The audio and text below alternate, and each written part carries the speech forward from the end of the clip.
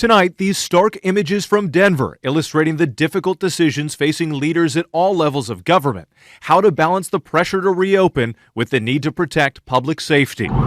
In the New York epicenter, where the pandemic has inflicted weeks of pain and heartbreak, tonight signs the state has turned a corner.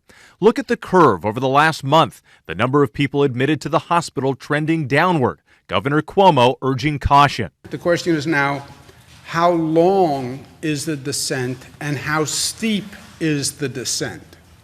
And nobody knows. One doctor seeing that decline firsthand.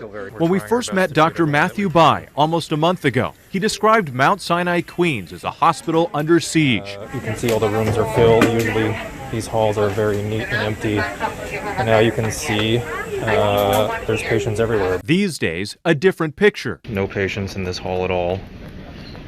It is a beautiful sight to see. Still, across the country, more proof of the devastating toll. In Michigan, 5-year-old Skylar Herbert becoming the state's first child to die of coronavirus. Skylar's parents, both veteran first responders. Her father, a Detroit firefighter. Her mother, a police officer. They've been on the front line and they've served with honor and integrity, and they did not deserve to lose their child to this virus. Also tonight, stories of hope.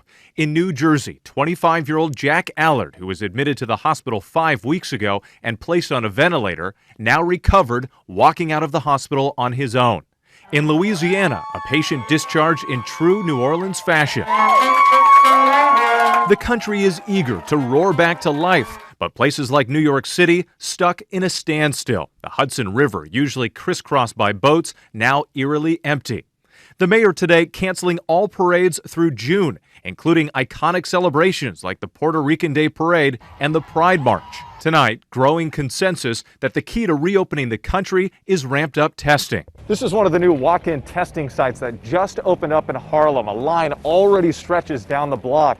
The city is increasing its focus on minority communities devastated by the pandemic and vulnerable residents over the age of 65. New York, like many states, struggling to meet demand. In Massachusetts, healthcare workers in full gear administering tests. In Kansas, a long line of cars. In Tennessee, the same story.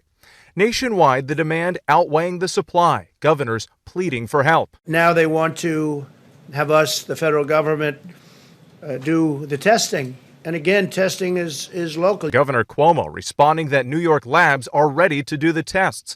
They just need the president's help getting the supplies. The big question on the testing is that national manufacturers' supply chain and getting that up to scale quickly. The Republican governor of Maryland compelled to buy 500,000 test kits from South Korea. We provided each governor with a list of the names, addresses, and phone numbers of the labs where they can find additional testing capacity within their states. The governor from Maryland didn't really understand the list. He didn't understand too much about what was going on. Tonight, parts of the country slowly reopening. People flocking to some Florida beaches. In Georgia, the governor declaring gyms, barbershops, bowling alleys can reopen on Friday. Some restaurants and theaters, too, with social distancing. Day after day, we're seeing back-to-work protests breaking out, some larger than others, many echoing the words of the president who has egged them on, even as they violate the administration's own social distancing guidelines. These are great people. But Dr. Fauci warning that the protests,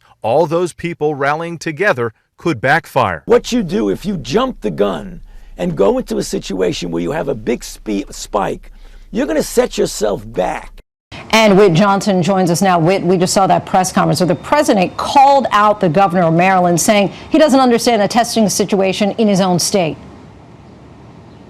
Lindsay, the Republican governor of Maryland, Larry Hogan, says that he was already in contact with all of those labs on the list that the White House provided, but was told most are federally owned and that he did not have access. They were off limits, he says. The White House claims that will change soon. Meantime, Governor Cuomo in New York says it's not the labs, it's the materials in short supply to carry out the testing. He'll have the opportunity to voice his concerns face-to-face with the president tomorrow when they meet at the White House. Lindsay? Whit Johnson reporting in for us tonight in New York. Thanks, Whit.